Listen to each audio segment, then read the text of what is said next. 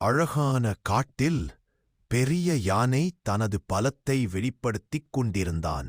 சிறிய எறும்பு உணவு எடுத்துக்கொண்டு மெதுவாக நடந்து சென்றது. யானை சிரித்து, "நீ ரொம்ப சிறியது, உன்னால் என்ன ஆகிறது?" என்றது. எறும்பு அமைதியாக மேலே பார்த்து, "ஒவ்வொருவருக்கும் ஒரு மதிப்பு இருக்கிறது" என்றது. சிறிது நேரத்தில் யானை களிமண் குழியில் விழுந்தான். வெளியே வர போராடி உதவி கேட்டான். பெரிய விலங்குகள் அருகே வந்தும் யாரும் உதவவில்லை. யானை கவலையுடன் கீழே பார்த்தான். சிறு எறும்பு தனது நண்பர் எறும்புகளை கூடிக் கொண்டு வந்தது. அவர்கள் எல்லாம் யானையின் கால்களை குட்டி குட்டி நகைத்தனர்.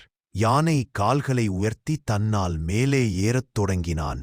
யானை குழியிலிருந்து வெளியேறினான். "நன்றி, நான் தவறாக நினைத்தேன்" என்றான். எறும்பு மகிழ்ச்சியாக புன்னகைத்தது. "பிறரை குறைத்து மதிக்காதீர்கள். ஒவ்வொருவரும் முக்கியமானவர்கள்."